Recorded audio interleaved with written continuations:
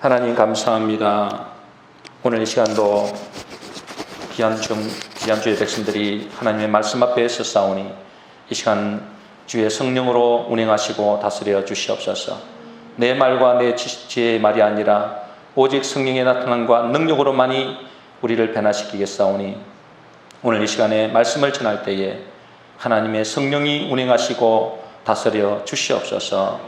오늘 이 시간도 이 말씀이 우리의 연약한 부분이 치유되게 하시고 우리의 문제에 분명한 해답을 얻는 복된 시간 될 수 있도록 역사하여 주시옵소서. 감사하고 예수님의 이름으로 기도하옵나이다. 아멘. 네, 오늘 말씀의 제목은 신앙생활의 세 가지 원리라는 말씀의 제목입니다. 신앙생활의 세 가지 원리.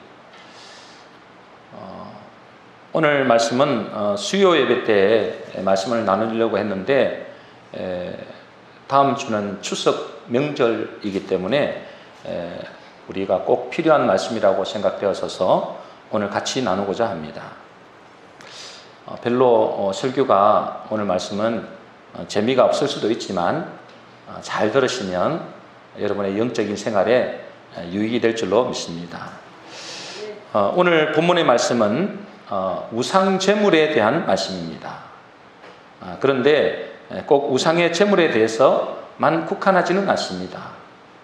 어떤 사람에게는 담배가 될 수도 있고 어떤 사람에게는 술이 될 수도 있고 또 바둑이나 다른 취미가 될 수도 있습니다. 지난주 수요일에 제가 우리 성도님들에게 질문을 했어요.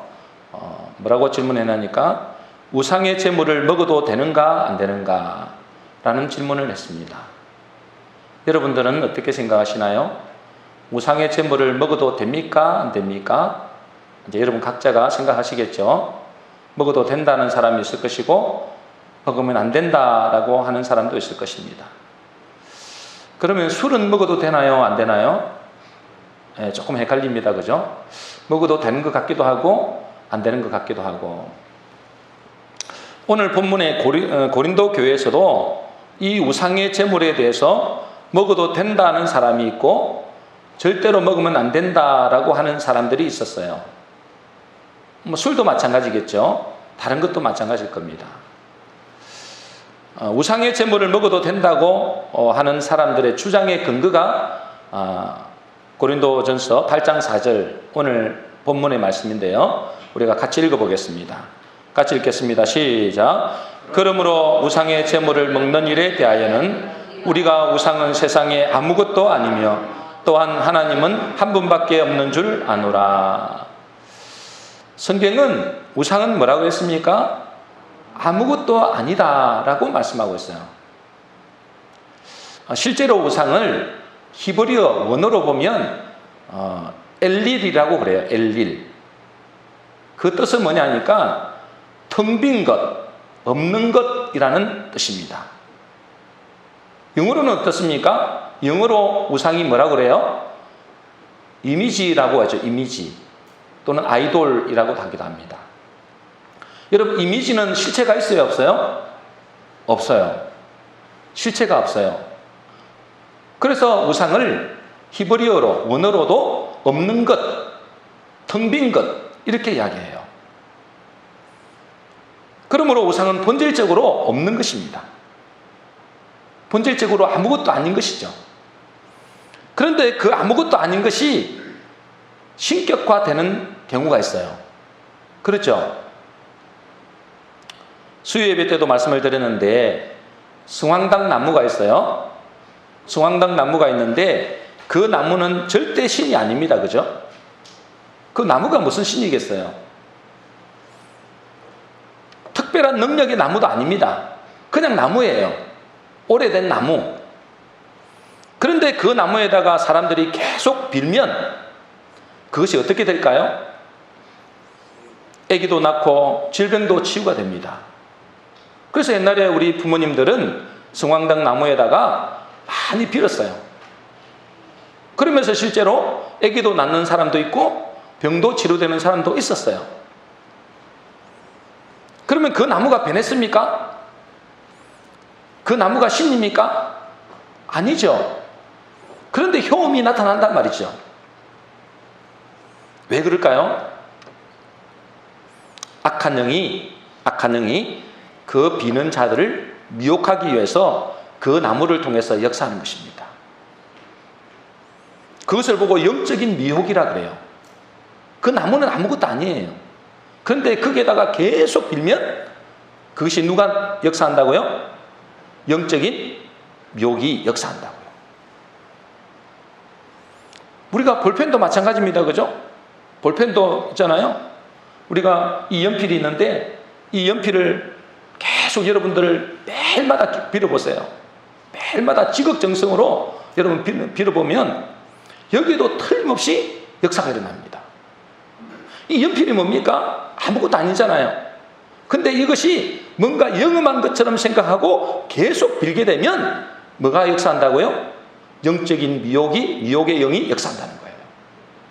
그래서 우리 아이들, 학교에 다니는 아이들 연필이나 볼펜으로 가지고 영적으로 미혹당하는 아이들이 많아요. 그래서 이렇게 해서 점점 우상이 많아지는 것입니다. 앞으로도 이런 일은 계속 되겠죠. 왜 그럴까요? 왜 이렇게 신들이 많아지게 될까요? 인간은 원래 영적인 존재였습니다. 그죠? 영적인 존재였어요. 신에 대한 갈망이 있는 거예요. 그런데 죄로 인해서 그 하나님을 만날 수가 없으니까 다른 우상의 신들을 섬기게 되는 것입니다. 하나님 만날 수 없으니까. 왜? 죄로 인해서. 죄가 있으면 진짜 하나님을 만날 수 없잖아요. 그러니까 마음에는 영적인 갈급함이 있으니까, 신에 대한 갈망이 있으니까 다른 신들을 섬기게 되는 거예요. 그것이 지금 이 세상에 우상을 섬기는 이유입니다. 앞으로 더 많아지겠죠. 그래서 성경은 이렇게 말씀하고 있습니다.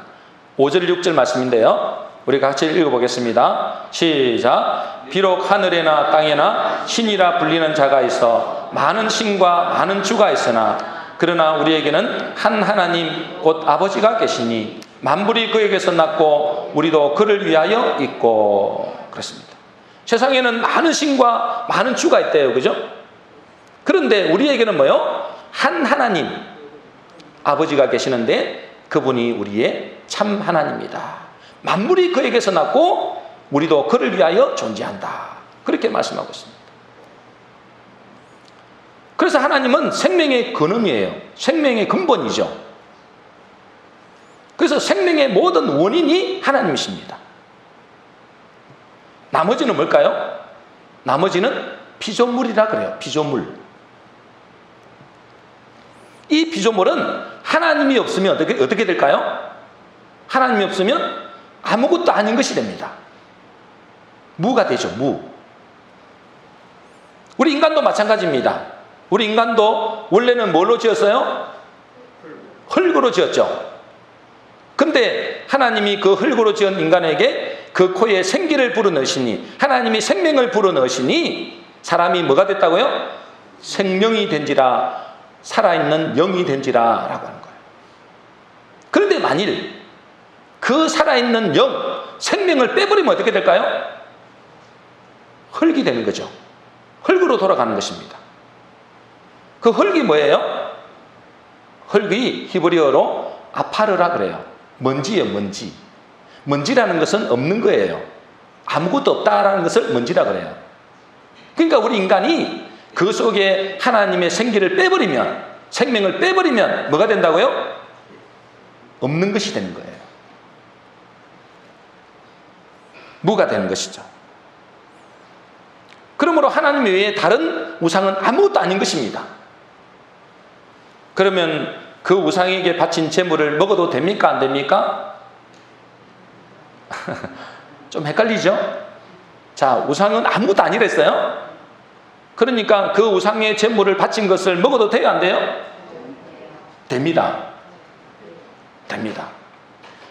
그렇다고 우상에게 제물을 마음대로 먹을 수 있습니까? 없습니까? 안 됩니다. 뭐 된다가 했다가 안 된다 했다가 뭐 여기 했다 저랬다 그래. 예. 그래서 오늘 말씀이 필요한 것입니다. 여기서 신앙생활의 원리가 있습니다. 고린도전서 8장 1절입니다. 우리 같이 읽어보겠습니다. 시작. 우상의 제물에 대하여는 다 우리가 지식이 있는 줄을 아나. 그렇습니다. 자, 그 다음에 제1원리 읽어보겠습니다. 시작. 다시 하겠습니다. 시작. 지식의 원리. 지식의 원리. 자, 이것을 지식의 원리를 다른 말로 자유의 원리라고도 하기도 해요. 자유의 원리. 무슨 말이냐면 지식이 있으면 뭐가 된다고요? 자유가 된다는 거예요. 지식이 있으면 뭐가 된다고요? 자유가 된다. 여러분, 우리가 지금 지식이 있잖아요. 배운 것이 있잖아요. 그런데 만일 우리가 배운 것이 없고 그를 모른다고 생각한다면 우리는 어떨까요? 불안하고 불편합니다. 그렇겠죠? 예를 들어서 상대방이 나를 속이는지 어떻게 되는지 내가 알지 못한단 말이죠. 내가 계약서를 작성했는데 이 계약서에 대해서 지식이 없으면, 그를 모른다면 이 사람이 나를 속이는지 안 속이는지 알지 못하니까 어때요? 마음이 불안하죠. 그런데 그를 알고 그 계약서에 대한 내용을 정확하게 지식이 있다면 우리는 불안해요, 불안하잖아요? 안 불안하죠. 그래서 자유하게 되는 것입니다. 지식이 있으면 어떻게 된다고요? 자유하게 됩니다. 우리가 어디를 여행을 가는데 거기에 대한 지식이 없다면, 그 여행지에 대한 지식이 없다면 어떨까요? 마음이 불안하죠. 특히 여자분들은 불안합니다. 저 남미나 정말로 인도나 이런 데 가면 굉장히 불안해요. 그런데 내가 그 지역을 너무나 잘 알고 있다. 그러면 어떻게 될까요? 불안하지 않고 오히려 그것을 누립니다. 그렇죠? 그래서 지식이 있으면 자유하다는 겁니다. 지식이 있으면 자유하다. 마찬가지로 우상에 대한 지식이 있는 사람은 우상은 뭐라고요? 아무것도 아니야. 참 하나님은 한 분뿐이셔. 그러니까 그거에 대해서, 우상에 대해서 전혀 묶이지 않는 것입니다. 우리가 하나님을 몰랐을 때, 예수 그리스도에 대한 것을 몰랐을 때는 제사도 지내고, 그죠? 점도 치고 무당도 찾아가고 그랬습니다. 옛날에 우리 집도 정초만 되면 제일 먼저 하는 게 뭘까요? 아침에 일어나면 제일 먼저 하는 게 있었어요. 그게 뭘까요? 토정 비계를 보는 것입니다. 올 한 해 운수가 어떨까? 제가 잘 봤어요, 그거를. 책이 2권이 있더라고요. 하나는 이거 찾는 거예요. 내 생년월일하고 다 맞추고 찾는 거예요. 그러면서 그 한 권은 토정 비계라는 책자인데, 거기 보면 올 한 해 운수가 다 나와 있어요. 새해 정초가 되면 맨 처음 하는 것이 그거였다니까요.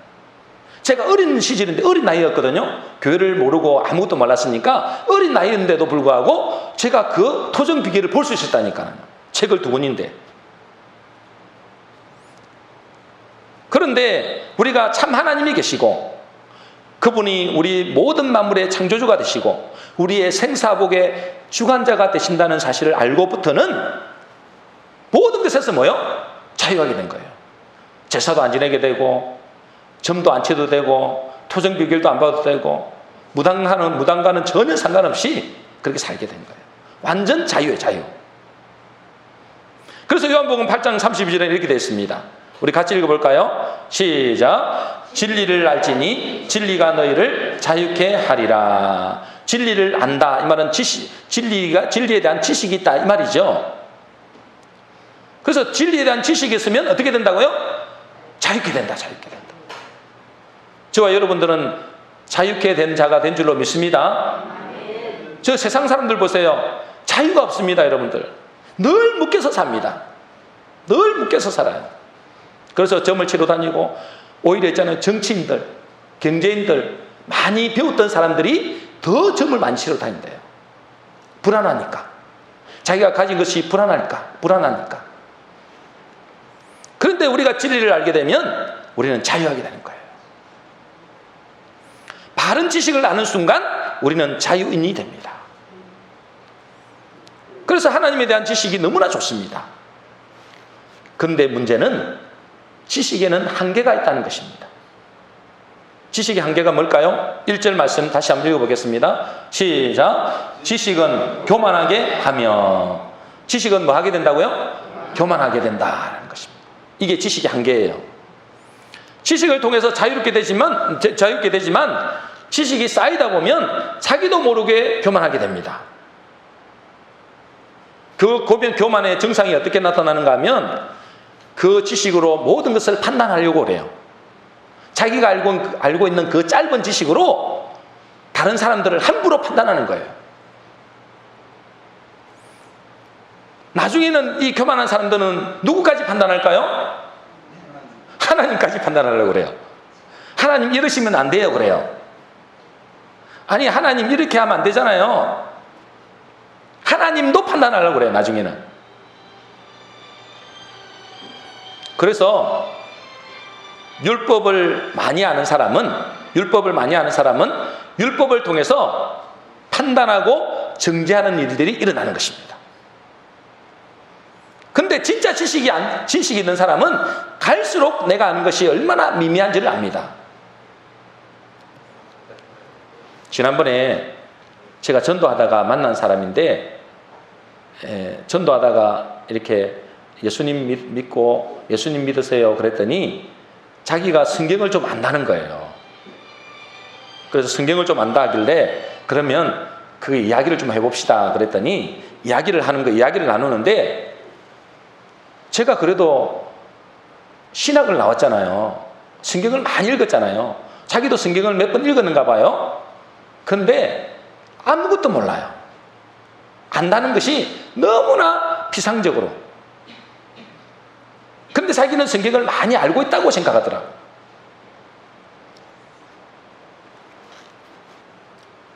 오늘 2절에 보니까 이렇게 됐습니다. 우리 같이 읽어보겠습니다. 시작. 만일 누구든지 무엇을 아는 줄로 생각하면 아직도 마땅히 알 것을 알지 못하는 것이요. 여러분들도 이런 사람들이 많죠. 우리가 무엇을 아는 줄로 생각하면 마땅히 뭐요? 아무것도 알지 못하는 것이다 이렇게 말해요. 근데 자기가 아는 체를 많이 하는 사람이 많아요. 자기가 모든 것을 다 아는 것처럼 생각하는 사람이 많아요. 이것은 한마디로 뭐냐면 불완전한 지식이다 그래요. 어떤 지식이라고요? 불완전한 지식. 많은 사람들이, 특히 교회 오래 다닌 사람들이 자기 함정에 빠지는 것이 있습니다. 교회를 오래 다니는 사람들이 자기 함정에 빠지는 것이 있는데 그것이 뭐냐니까 이거예요. 머리로 깨닫고 이해하는 것을 진짜 지식이라고 생각하는 거예요. 자기가 이해하고 자기가 지식이 있다고 생각하는 것을 진짜 지식이라고 생각하는 거예요. 그리고 자기는 다 안다고 착각하는 것입니다.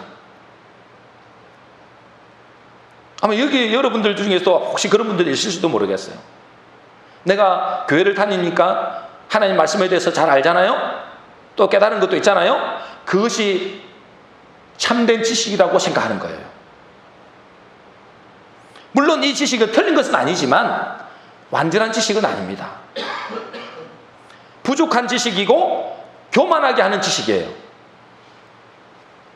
그러므로 완전한 지식과 불완전한 지식의 차이가 뭐냐면 이런 거예요. 요한일서 2장 3절에서 5절까지입니다. 먼저 3절 4절 우리 한번 읽어보겠습니다. 시작. 우리가 그의 계명을 지키면 이로써 우리가 그를 아는 줄로 알 것이요 그를 아노라 하고 그의 계명을 지키지 아니하는 자는 거짓말하는 자요 진리가 그 속에 있지 아니하되. 자 보세요.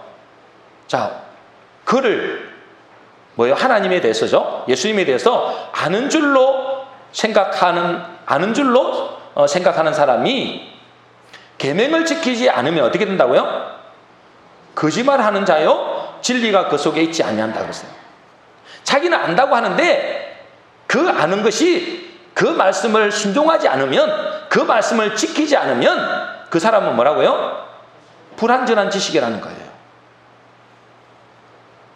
자, 5절 말씀입니다. 우리 같이 읽겠습니다. 시작. 누구든지 그의 말씀을 지키는 자는 하나님의 사랑이 그 속에 온전하게 되었나니 이로써 우리가 그의 안에 있는 줄을 아노라. 자, 누구든지 그의 말씀을 지키는 자가 어떻게 된다고요? 온전하게 된다 그 말이에요.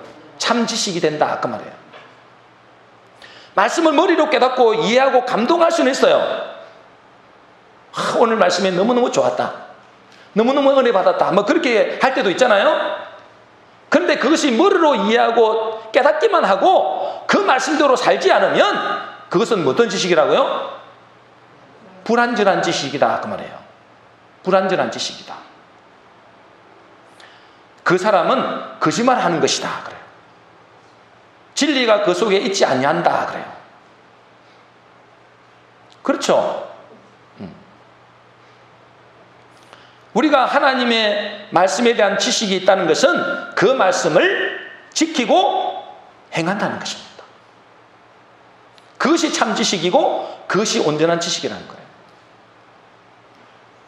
예를 들자면 제가 여러분에게 기도에 대해서 많이 배우고 많이 깨닫고 여러분에게 기도를 많이 하라고 이야기해요. 제가 기도를 가르쳐요. 근데 제가 기도를 안 하면 어떻게 돼요? 그 기도가 아무런 소용이 없겠죠. 그의 인생을 변화시킬 수가 없고 응답을 받을 수도 없습니다. 그거는 뭐예요? 불완전한 지식이라는 거예요. 우리가 수영도 마찬가지입니다. 그죠? 수영 강사가 있어요. 수영 강사가 어떻게 하면 수영을 잘하는지를 잘 가르쳐요. 팔은 어떻게 뻗고 또 숨은 어떻게 쉬고 이렇게 힘은 빼고 이렇게 가르치는데, 그러면 너가 해봐. 그러면 어떻게 해요? 못하면 어떻게 됩니까? 자기가 그대로 그 수영을 배우지 않으면, 수영을 실제로 해보지 않으면 그 사람은 빠져 죽습니다. 똑같은 거예요.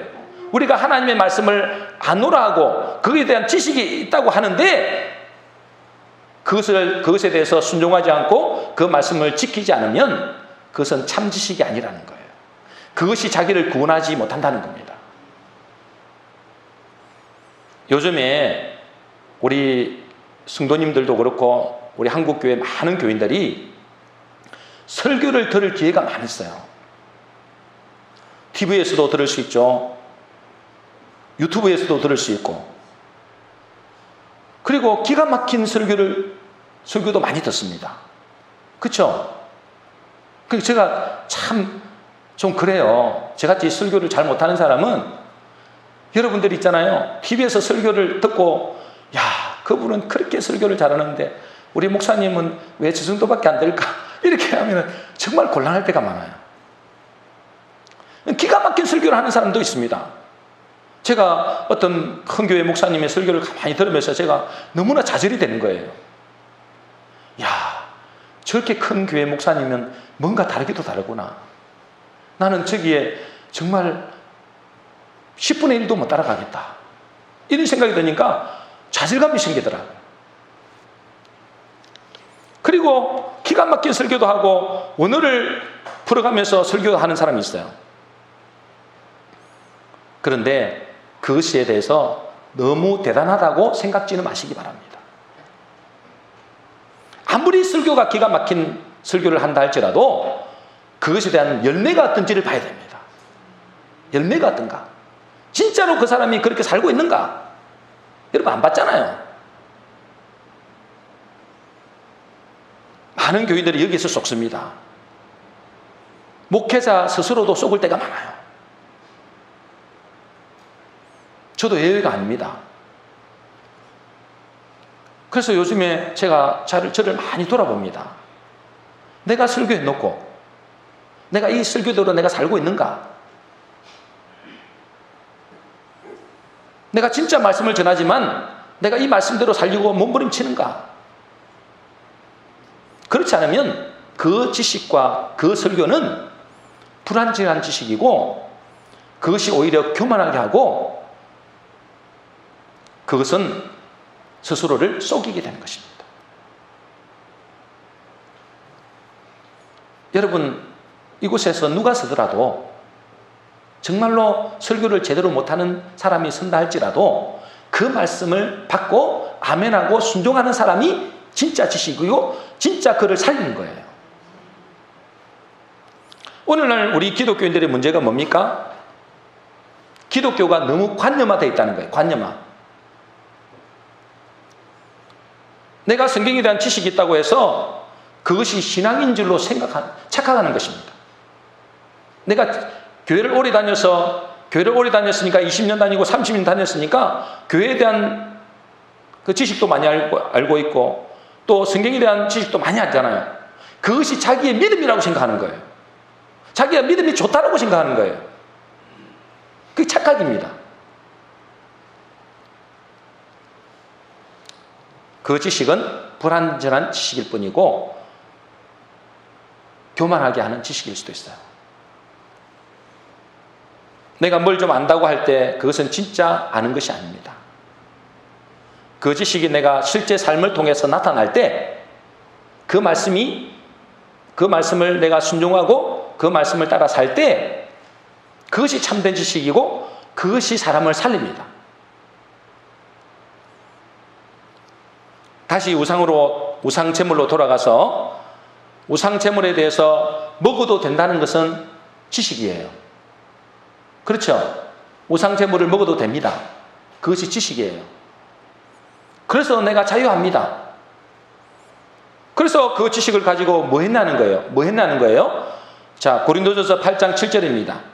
같이 읽겠습니다. 시작. 그러나 이 지식은 모든 사람에게 있는 것이 아니므로 어떤 이들은 지금까지 우상에 대한 습관이 있어 우상의 제물을 알고 먹는 거로 그들의 양심이 약하여지고 더러워지느니라. 자, 이 지식은 모든 사람에게 있는 것이 아니라는 거예요. 어떤 사람은 이런 지식이 없을 수도 있어요. 그죠? 아, 내가 우상의 제물을 먹으면 안 돼 라는 지식을 가진 사람도 있단 말이죠. 내가 지식을 가지고 자유로워져서 우상 제물을 막 먹었더니 아직 그 지식을 가지지 못한 사람이 그 모습을 보고 어떻게 될까요? 시험에 들 수도 있다는 거예요. 아니, 나는 내가 생각할 때는 우상의 제물을 먹으면 안 된다고 생각했는데 어떻게 저렇게 믿음이 좋다고 하는 사람이 우상의 제물을 막 먹을 수 있어? 그러면서 자기가 시험 든다는 거예요. 믿음이 연약한 자가. 그것을 보고 그 연약한 성도가 실족을 했다. 어떻게 되는 것입니까? 나는 지식이 있어서 자유로웠는데 그 지식으로 다른 사람을 실족하게 했다면 그 지식은 불완전한 지식이라는 거예요. 그래서 하나님은 이렇게 말씀하십니다. 고린도전서 8장 9절입니다. 같이 읽겠습니다. 시작. 그런즉 너희의 자유가 믿음이 약한 자들에게 걸려 넘어지게 하는 것이 되지 않도록 조심하라.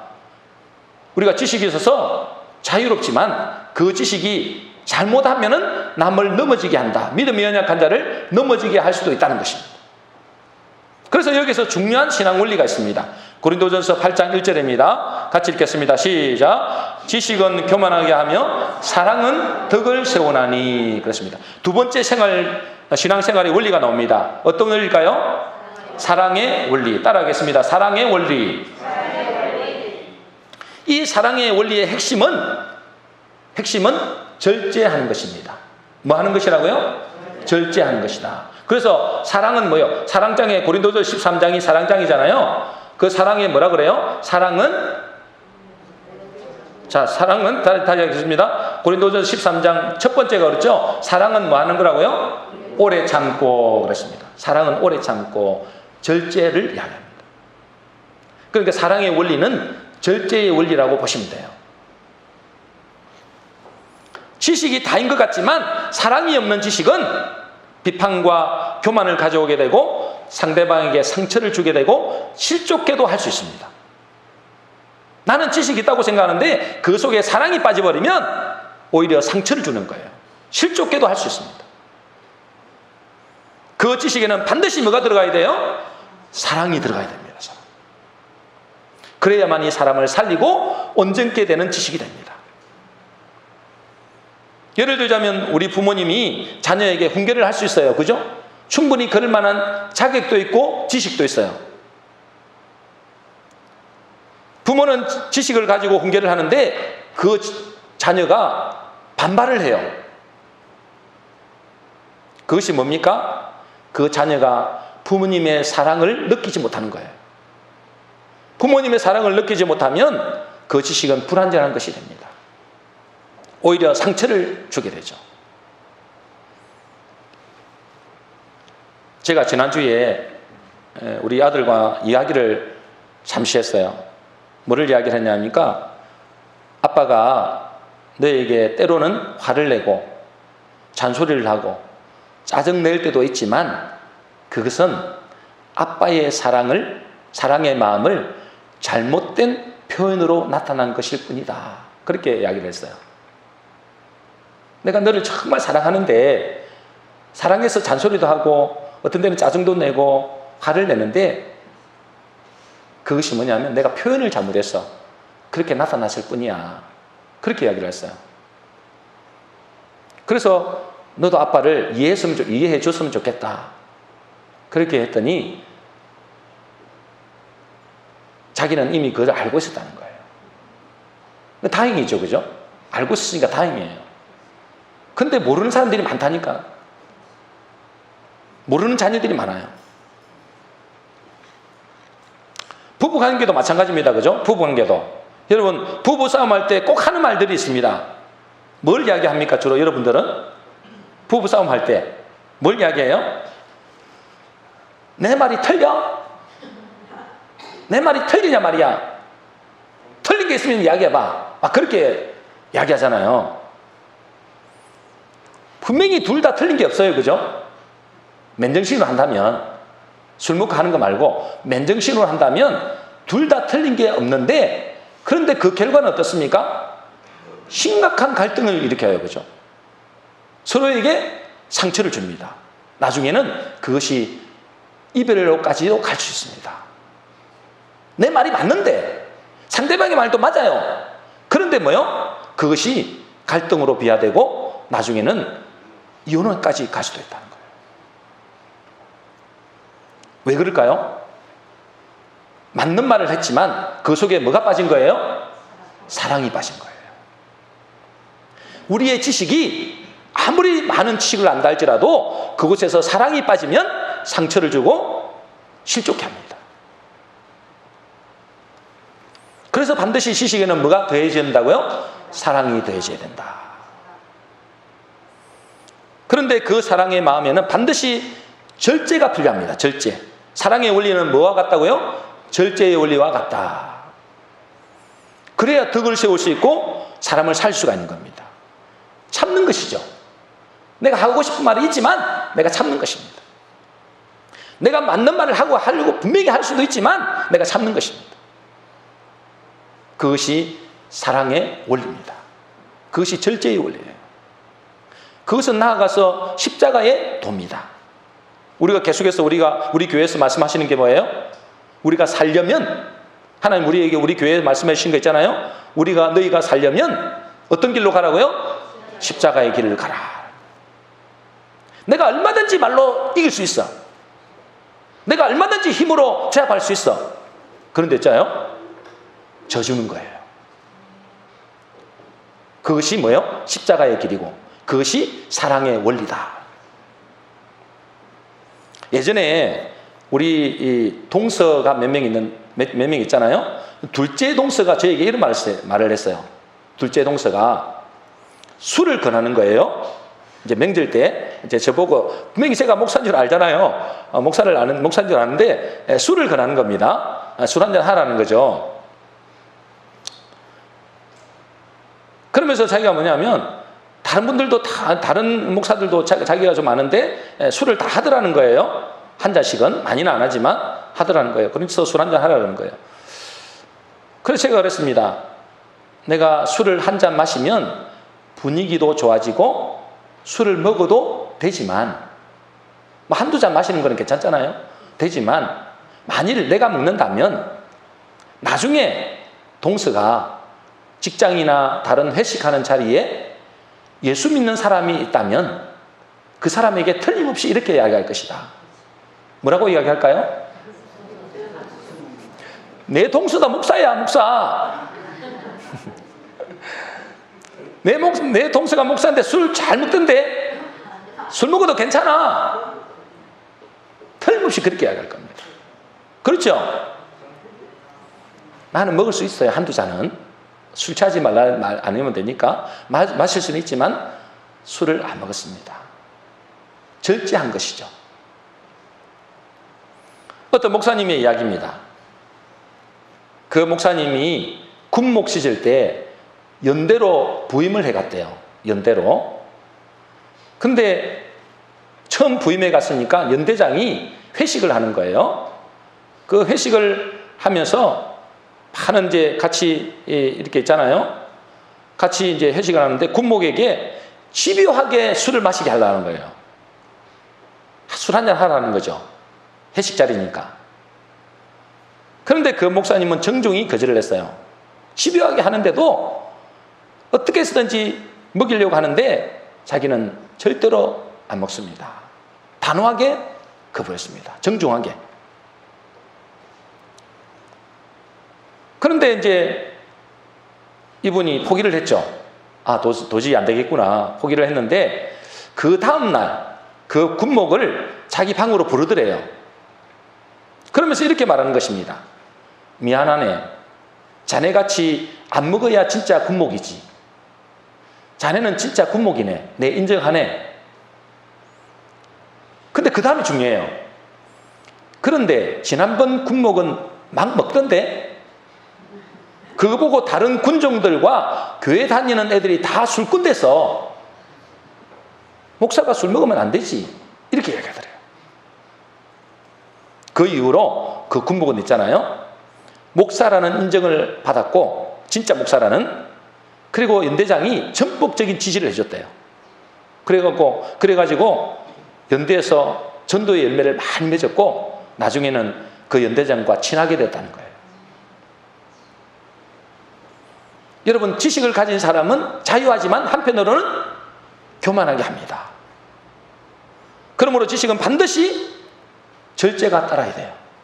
그 절제가 사람을 살리는 것입니다. 우리가 예수를 믿고 먹고 마시는 것에 대해서 지식을 가지고 자유롭게 되죠.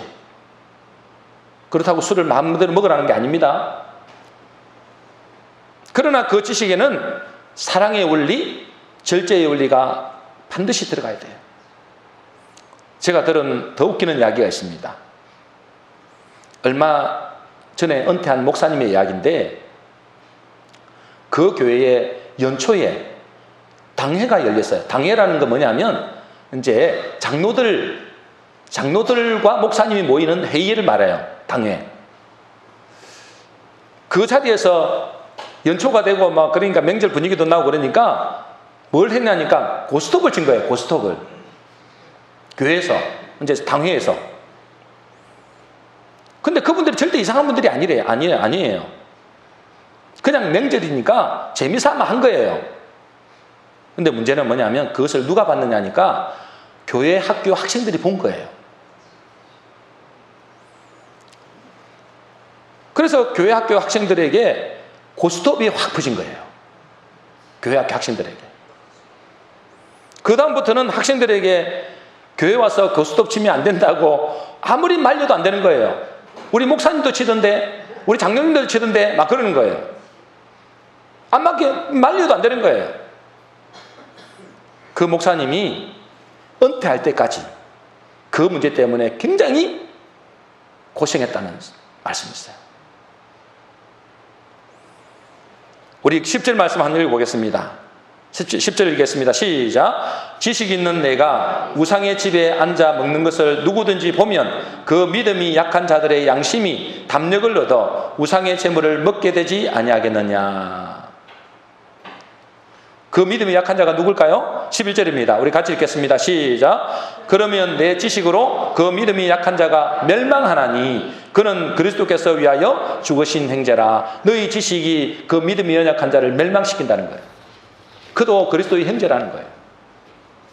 자, 그 영혼을 실족시키면 어떻게 됩니까? 12절입니다. 시작. 이같이 너희가 형제에게 죄를 지어 그 악한 양심을 상하게 하는 것이 곧 그리스도에게 죄를 짓는 것이니라. 그 약한 양심을 상하게 하는 것, 실족케 하는 것, 그것이 그리스도에게 죄를 짓는 것이다. 그래서 결론이 뭡니까? 오늘 13절입니다. 결론입니다. 시작. 그러므로 만일 음식이 내 형제를 실족하게 한다면 나는 영원히 고기를 먹지 아니하여 내 형제를 실족하지 않게 하리라.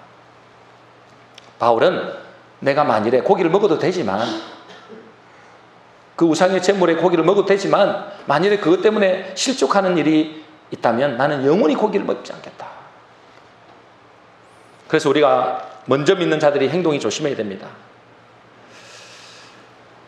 우리 교회는 아직 부족한 부분도 많지만은 그래도 남을 배려하고 사랑으로 섬기려고 하는 분들이 자꾸만 일어나는 것이 너무너무 감사합니다. 너무너무 감사해요.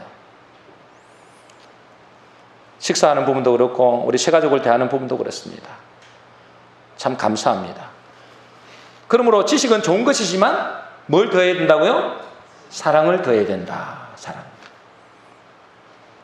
연약한 영혼을 사랑하는 마음이 행동의 기준에 반드시 들어가야 된다.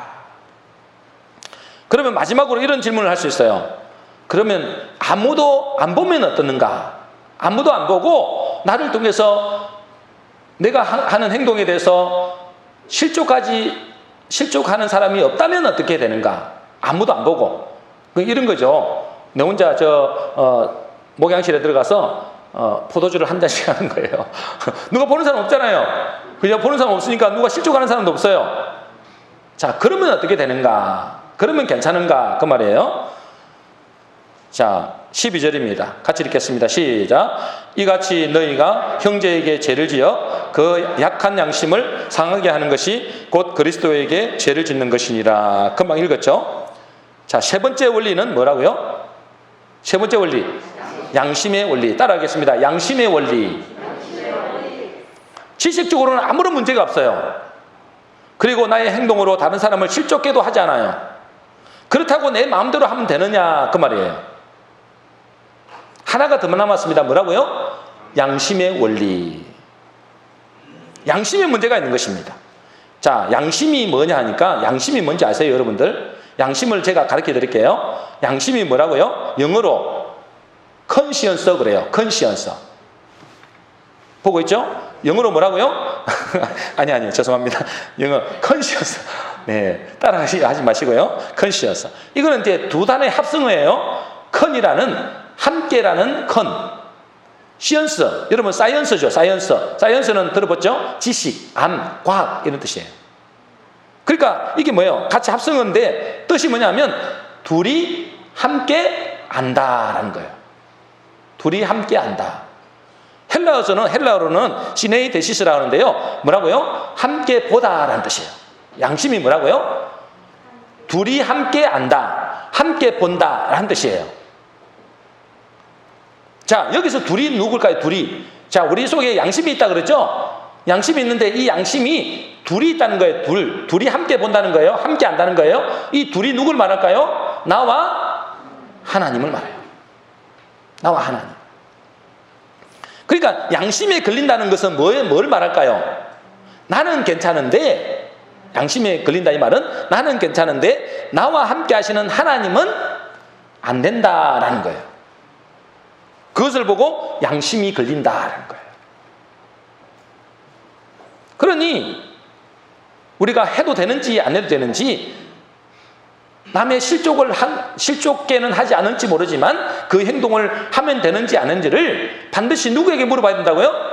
하나님께 여쭤봐야 된다는 거예요. 내 양심에 여쭤봐야 된다는 거예요. 그래서 사람들이 보든 안 보든 내 안에 계신 하나님께 여쭤봐서 괜찮다고 하면 괜찮고, 만일 안 된다고 하면 안 되는 거예요. 자, 오늘 말씀을 정리하면 이런 것입니다. 오늘 말씀을 정리하겠습니다. 오늘 말씀을 정리하면 신앙생활에는 중요한 원리 세 가지가 있습니다. 첫 번째는 무슨 원리라고요? 지식의 원리. 지식에서 뭐가 나와요? 자유가 나와요. 자유가. 여러분들이 성경을 많이 알아야 됩니다. 복음을 잘 알아야 됩니다. 그래야 자유가 돼요. 그런데 그것은 좋은 것이지만 이것을 마음대로 쓰는 문제는 또 다른 문제예요. 내가 아는 지식이 참 지식이 되고자 한다면 반드시 뭐 해야 되는 거예요? 그 말씀을 지킬 때 온전한 지식이 됩니다. 여러분이 말씀을 많이 한다고 그것이 참 지식이 아니고 그 말씀을 작게 한다 할지라도 그 말씀을 내가 순종할 때 참 지식이 되는 거예요. 그래서 이 말씀을 꼭 기억해야 됩니다. 우리가 그의 계명을 지키면 이로써 우리가 그를 아는 줄로 알 것이요. 두 번째 원리가 있습니다. 무슨 원리예요? 사랑의 원리입니다. 아무리 지식을 가지고 내가 자유한다 할지라도 그것이 연약한 자들에게는 걸림돌이 될 수도 있습니다. 넘어지게 하는 수도 있죠. 그 사랑의 최고의 원리는 절제의 원리입니다. 절제하는 것이죠. 내가 얼마든지 이길 수 있고 얼마든지 말다툼에서 내가 이길 수 있지만 내가 절제하는 거예요. 내가 져주는 거예요. 그것이 사람을 살리는 거예요. 마지막으로 세 번째 원리가 무슨 원리입니까? 양심의 원리다. 지식으로 내 행동으로 다른 사람을 실족게 않는다 할지라도 내 안에 계신 주님이 어떻게 말씀하시는가, 거기서 따라서 내가 행동해야 된다는 거예요. 그러니 우상의 제물을 먹어도 된다는 것입니까? 안 된다는 것입니까? 먹을 수 있지만 안 먹는 것이 좋다. 마찬가지로 내가 술, 담배를 할 수 있어요, 없어요? 해도 지옥은 안 갑니다. 그죠? 아, 지옥 안 가니까 내가 마음대로 해도 되겠네? 절대 아닙니다. 그죠? 절대 아닙니다. 안 해야 된다는 것이 하나님의 말씀입니다. 자, 이것을 통해서 우리의 신앙생활이 하나님 보시기에 아름답고 또 이번에 추석 명절 내려가시잖아요. 가족과 친지를 살리는 그런 축복의 사람 되시기를 주의 이름으로 축원합니다. 우리 기도하겠습니다.